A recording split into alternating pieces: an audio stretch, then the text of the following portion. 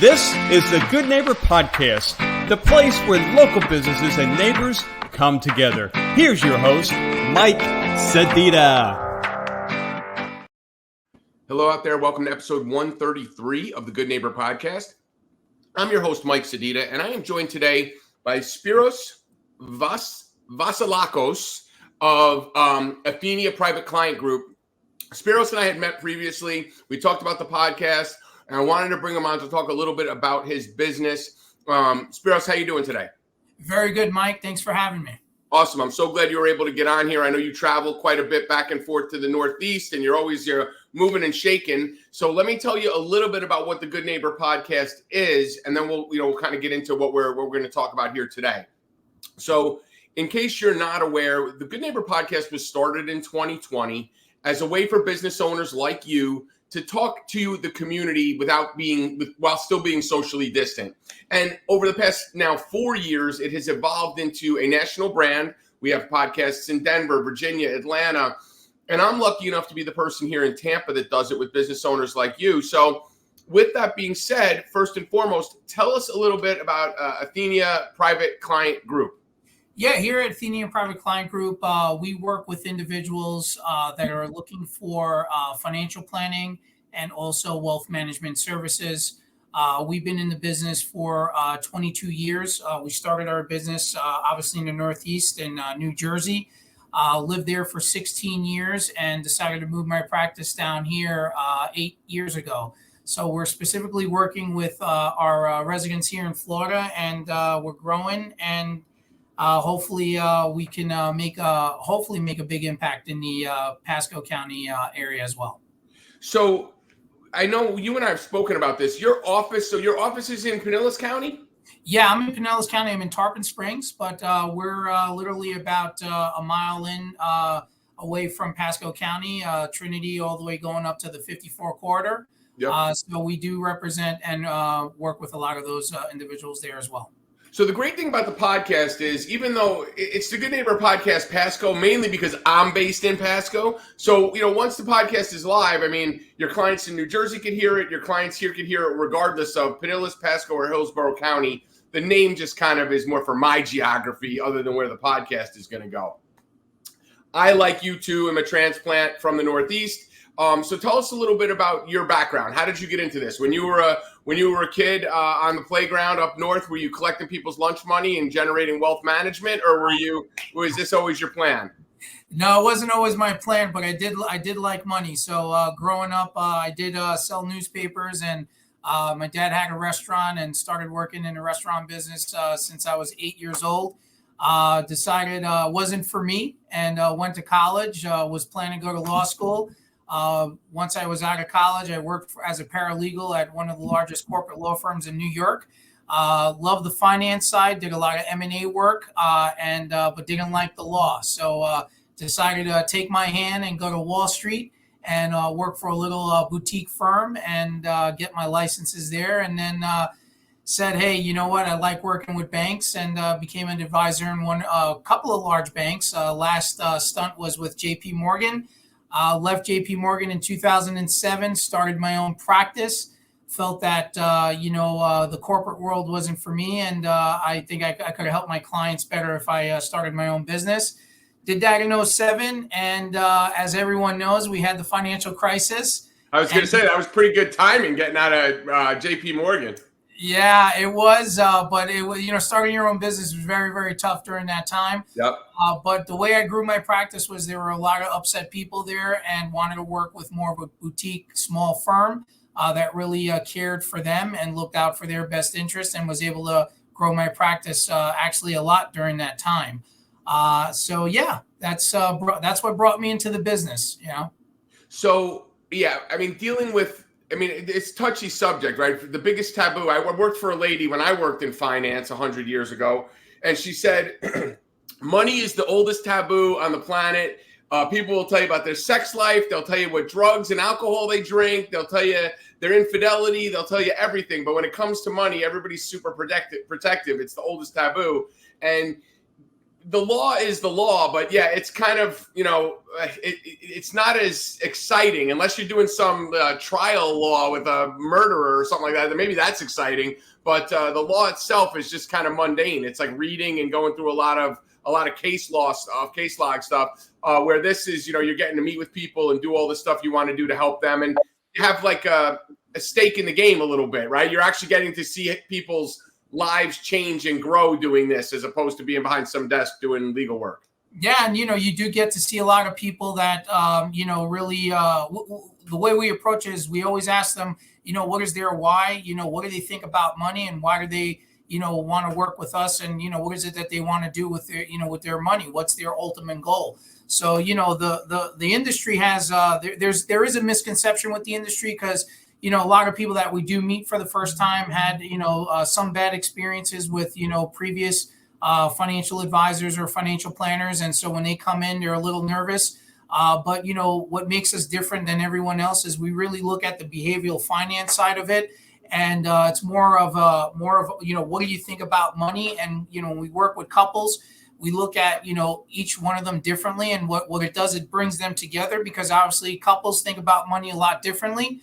And so when they start seeing how they think about money differently, they start coming together, and it's a beautiful thing to see. And it's new in the industry, and not a lot of advisors are doing it, but we've been doing it for the last 2 years, and they love it.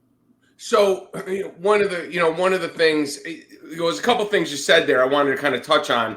I guess one of the things people kind of come into it, they think about the old school, like stockbroker, that there's a ton of fees, and they disappear, and they see the Wolf of Wall Street and see how it was back in the 80s, and or Wall Street and see how it was in the 80s, and have that bad depiction of a stockbroker or trader or that type of person. So I would think that would be one of the things when you're saying they come into it like a negative connotation. But what is behavioral finance? You threw that term in there. I want to understand that a little bit deeper. Yeah, so just like if anyone goes to a therapy session, it's more about in a therapy session they're talking about your past life and things that might have happened to you that might trigger things that are going on today. So again, I'm very big in mental illness. So when we talk to individuals and they start talking about their finances, believe it or not, we go all the way back to what they think about finance, and there are certain biases that people have.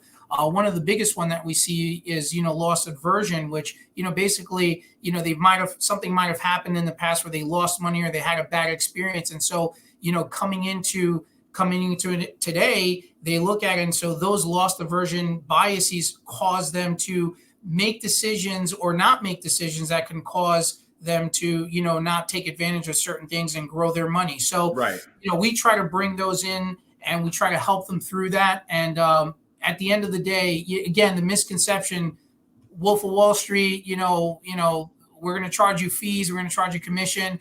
We're a fee-based advisor, we're a fiduciary, and that the most important thing to understand with that is we're out for your best interest, and right. That's what it really comes out to.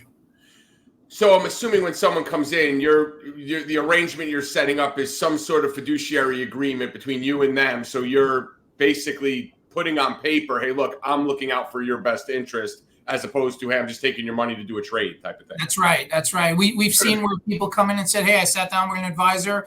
They didn't ask me any questions. The first thing they did was just throw a product in front of me. Well, that's really not the right way. I tell people that when it happens, you got to get up and leave. So. Yeah, I mean, that's one of the biggest things I ran into, because when I was doing this, years ago, there was a big movement for asset allocation, annuities, funds, ETFs, and all these these different types of investment vehicles that were basically, I don't want to say dummy proof, but like, hey, if you're in your 20s, you want this investment mix to be 80-20, versus growth versus income.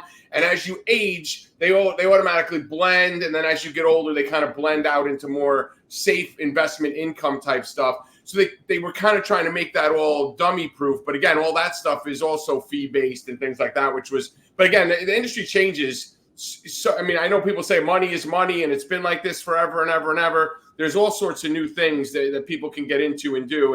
And we ran into that a lot, where people are not doing an investor profile to figure out really what this person's goal is. and that leads me to my one other question that you had brought up is people's why.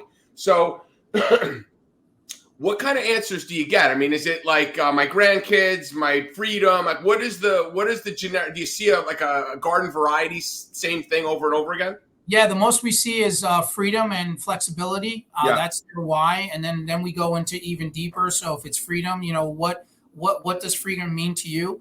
And the big one is time, right? So what they want is time to spend with their family, time to maybe take a vacation. Time to maybe spend more time with an elder parent. Right. So what we do is we give them time, right? And what I do tell them is, look, you're the CEO of your portfolio. We're the CFO, right? We give you all the recommendations. We give you all the proposals we put together for you. You make the ultimate decision. That's up to you. At Yeah. the end of the day is if you're looking for a recommendation for us, the reason why we're making this recommendation is because what you told us is that you want to have more time, and this will help you give you more time. Right. That's great. That's definitely great. I mean, that's the one thing, and that's what I was thinking. That's what I was getting at when I brought that question up, because the one commodity on planet Earth that we don't have in abundance is time. I mean, until the actual multiverse from Marvel actually happens, time is the one commodity that every second it runs off, you never get it back. So setting yourself up to be able to embrace that and use it and make the most of it, vitally important, I would think. So usually I ask about a myth or a misconception, but you kind of already touched on that. When you are not here, into the numbers and working with clients and doing what you do, what do you like to do for fun? Well, I play a lot of golf. Obviously, the state of Florida provides a generous opportunity to do that. I love fishing. That's another thing I like doing. But, really, most importantly, I spend a lot of time with my family. I got a 20-year-old son who's in college right now who's studying to be a vet. I got an 8-year-old daughter who's in second grade. So that keeps me going. Wow, man. Wow. Yeah. That's a big gap right there. Yeah, my wife and I, we worked a lot, and she decided that she wanted to have another kid after 13 years, and I thought I was out of it, but I can't. Good for you. I would never take it back. My daughter's exactly like me, and so she keeps me going. And then, so where is your son in school down here? Is he in school up there? He goes to FAU, and he's in Boca Raton, and again, he's in their pre-med program, and he's starting to be a vet. He's a vet tech now. But he's doing great, and I can't wait to see him, do what he loves to do. It's funny. One of my best friends growing up in Jersey, his son is in his second semester at FAU right now. He loves it down there. I mean, when I used to post pictures of Florida, my buddy would be like, Florida, blah, blah, blah. Now his kid's in school in Florida, and he's like, Florida. I got palm tree pictures on his Facebook feed. He loves it. So, yes, and everybody talks about FAU, says it's fantastic. So that's great. And then what's your daughter into? She's 8. Is she she's like you, but does she play golf? Do you take her out on the course with you? What is she into? She does Taekwondo. She loves it. She's been doing it for 2 years. But she actually loves to draw. She does a lot of paintings, and she's like, Dad, do you think I can make money doing influencing on YouTube? I said, yes, you can, but I wouldn't make it a career. I said, it's good to have fun doing it, but she's teaching me a couple of things on YouTube too. So that's neat. That's very good. Yeah, we don't want to go down that road yet. How about we get a college degree in something, and then if you want to be an Instagram or a YouTube sensation, you can go from there. But I'll tell you, there's people making a killing doing it. You get that following, she can get. Listen, my girlfriend's daughter is 11. She's got me hooked on this stupid YouTube. I say it's stupid, but she got me hooked on it, where it's a girl just opening outfits and trying them on, and she has sponsors and all. I'm like, it's a different world. It's just a different world, man. We're in the wrong business, huh? Absolutely. So let me ask you this. I mean, in your industry, there have been some serious, times of hardship or challenges. In your particular career, where's there been a challenge that you've been like, I don't know if I'm going to overcome this? Is it starting a new firm in the middle of the closest thing to the Great Depression we've had? Or is there something else that you've had to overcome to be the successful guy you are right now? Well, listen, obviously when I started in the business, 9/11, hit, 2001, we had that, unfortunately I was in New York at that time, and I was working in New York. And so that was one. And then obviously, the financial meltdown in 2008. And then even 2020, March of 2020, when we had the pandemic, right? Yeah. Those were difficult times. But what I really find, and what I really preach with my clients as well is, we can overcome it as long as you have time. If you have time and you're patient, we can overcome a lot of those things and a lot of those challenges. But again, at the end of the day, I tell people control what you can control, and what you can't control, just leave it in God's hands, because, at the end of the day, you can't spend your time thinking about, what could I have done or what could I have avoided. That'll drive you crazy if you try doing that. That's correct. So, at the end of the day, challenges are challenges, but, just take them one day at a time, and, leave the past in the past, and let's keep moving forward. I think the hardest part is something like, and this isn't in this particular situation. I'm thinking like from a perspective of a financial hardship situation where someone runs into it, is someone like the Bernie Madoff thing, where there's people that are in their 60s and 70s were planning, and I'm not talking about like the Will Ponds and all the people with all like Kevin Bacon and all these people with millions of dollars who are rich Hollywood actors. I'm talking about the people where we're blinded by the greed a little bit, didn't want to, it was too good to be true. It usually is too good to be true, but they invested their money, and now they're in their 70s and they got to go work at Burger King because they can't afford to live anymore because they're out of time. There is no time to replenish what was literally ripped out from under them. But that's got to be that's got to be earth shattering to have that situation. But again, it's that greed. The funny thing is this: we just talked about your daughter like doing YouTube, right? Like the mentality in this whole, I don't want to say generation because I don't want to sound like the get off my lawn old man guy, but everything is fast. Everything is 13-second videos on TikTok. Everything is quick. I want it now. It's an instant gratification. That's the way the world is. It's just the way it functions at this point. Investing isn't that thing. It isn't that, you're not going to have a GameStop situation happen once in a lifetime type of thing. It's consistency. It's the importance of seeing the long game involved in what you're doing with investing. And that's got to be probably one of the bigger things you have to educate people on a lot of the time, no? Yeah, we do. Generation Z, we work with a lot of them, and that's, between the ages of 20 and 38. So, they're either coming into the industry or starting to work, into the workforce. And, a lot of them are digitally savvy. So a lot of them don't want to just sit down and do a plan or anything. They just want to have the instant gratification. Just, tell me what I need to do, how much do I need to save, and, how far, how much do I need to save when I retire? How much do I need to have, right? So, and believe it or not, we're seeing a lot of them saving a lot of money. Those who are in the workforce now, Gen Z. My son, he's in that Gen Z, generation. He calls them the zombie generation, right? So, you see a lot of them out there that aren't really on their phone, and just doing a lot of the things that are that they most likely shouldn't be doing or waste their time doing. But the ones that are doing it the right way, like I'll give an example. My son, he works. And, I told him, I said, let's open up a Roth IRA for you. You qualify for that. He started doing that 2 years now. And, he's investing, he tells me where he wants his money to be invested. That's good. So, we help him through that. And that, that's how we overcome, hopefully could overcome that, making sure Gen Z people, individuals are doing the right thing and have money for the future. So let me ask you this, people listening to this, what's the one thing they need to take away from your firm, from you personally, that you need to have resonate with them, where they're going to say, look, when I'm ready to get the nest egg started or even transition from my 401k to an annuity or whatever the path that's right for them, if they're kind of getting in that mindset, what's the one thing you want them to know about you and your firm? I will tell you, the first thing I tell them is, do your due diligence. Just don't meet with us, meet with a few advisors. I like to be the last one that they would meet, because obviously they're coming in with, all this preconceived information. And then when they meet with us and we show them our process of, we do a discovery meeting first. And in that discovery meeting, we want to know who you are as an individual. And then we go right. The next step, would be the next meeting. That would be more of a strategy session for them. And this is where we're able to show them what we can do for them and why we're making certain recommendations. But really, at the end of the day, you really want to work with an advisor that cares about you. It's all about the value that you're getting. So if you're going to pay that fee, and, you shouldn't really look at the fee as long as you're getting value. If there's added value, okay, then that fee shouldn't really matter.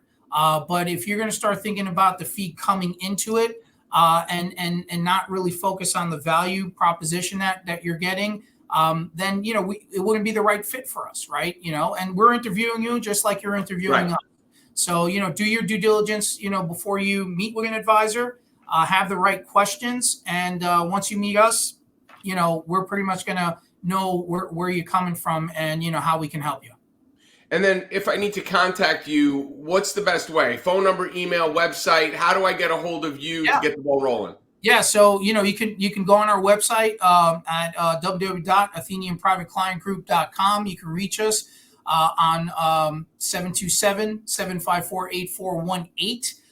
Or you can actually get on my podcast, which is the Audible Advisor. If you want to listen to some of our topics that we go over. In addition to that, we do educational workshops every 4 weeks here at the Newport Richey Recreational Center. And, just send us your contact information and we'd be more than happy to invite you to one of our workshops. And I'm assuming all of that stuff, the workshops, the podcast info, all that stuff is listed somewhere on your website? Absolutely. All on our website. And, if you have any questions, you can also call us. So we're going to put the URL and all that stuff in the post when we post this video, when we put it on YouTube or when we put it on the website. It's Athenian Private Client Group. It's ATHENIAN privateclientgroup.com. Spiros, thank you so much for being on with us and talking a little bit about what you have going on. If you want to get a hold of Spiros directly, 727-754-8418. Spiros, thank you for being a good neighbor. Thank you for being on the Good Neighbor podcast. I appreciate your time. Thanks, Mike. Have a good one. Thanks for listening to the Good Neighbor Podcast Passcode. To nominate your favorite local businesses to be featured on the show, go to gnppasco.com. That's gnppasco.com or call 813-922-3610.